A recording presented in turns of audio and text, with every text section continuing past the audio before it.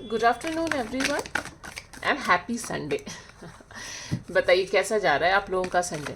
आज क्या हुआ, मॉर्निंग आज से बैठ के मेडिटेशन कर रही थी तो अचानक से एक सवाल मन में कौन था, या ये कह लीजिए कि कहीं ना कहीं यूनिवर्स ने मुझे ये मैसेज दिया कि मुझे अपने व्यूवर्स को ये बताना चाहिए कि कई बार क्या होता है ना, कुछ रिश्ते टूट जाते हैं, कुछ रिलेशनशिप जो है वो टूट जाता है।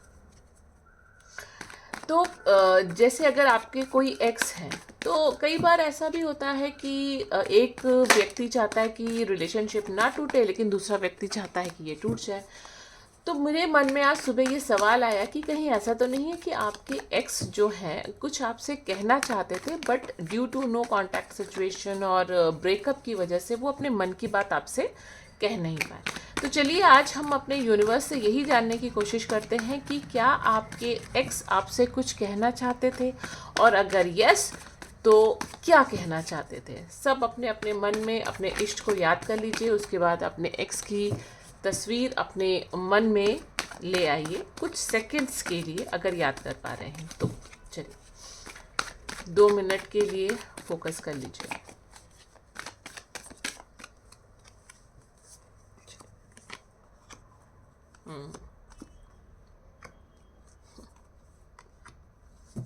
चलिए सबसे पहले तो द आंसर इज़ यस। आपके पार्टनर आपसे बहुत कुछ कहना चाहते थे। जब ब्रेकअप हुआ उस समय गुस्से में थे, या ये कह लीजिए कि अपनी बात को पूरी तरह रख नहीं पाए।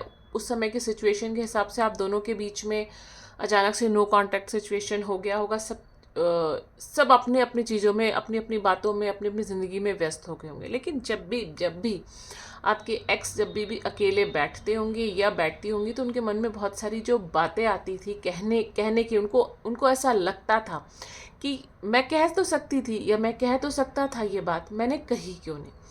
तो उसी का ही आज मैं अपने कार्ड्स के थ्रू ये बताने की कोशिश कर रही थी। तो यस, आपके एक्स आपसे बहुत कुछ कहना चाहते थे, बिल्कुल कहना चाहते थे। वो तैयारी में भी थे कि मैं बोल दूं, लेकिन अनफॉर्चुनेटली वो बोल नहीं पाए। वो उनको सबसे इम्पॉर्टेंट बात उनको जो आपसे ये कहनी थी कि मैं तुमसे इमोशनली जुड़ा हुआ हूँ।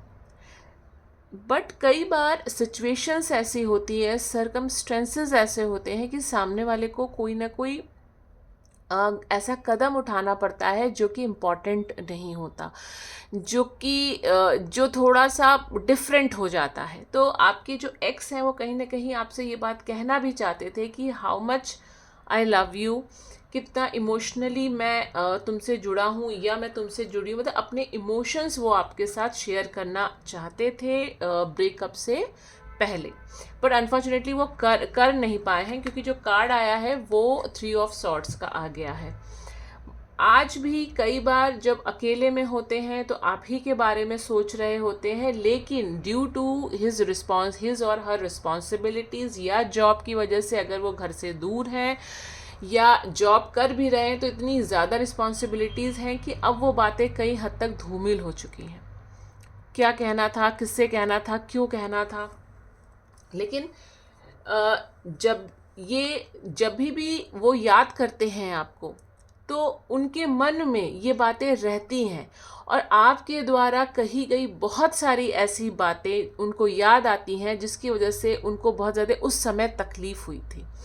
क्योंकि देखिए, जब भी ब्रेकअप होता है ना, तो कहीं ना कहीं कोई चीज़ हमारे मन में चुभ जाती है, तकलीफ़ देती है, तभी हम किसी रिश्ते को तोड़ते हैं। ऐसे तो मन आया तोड़ दिया, ऐसा तो कोई नहीं करता ना।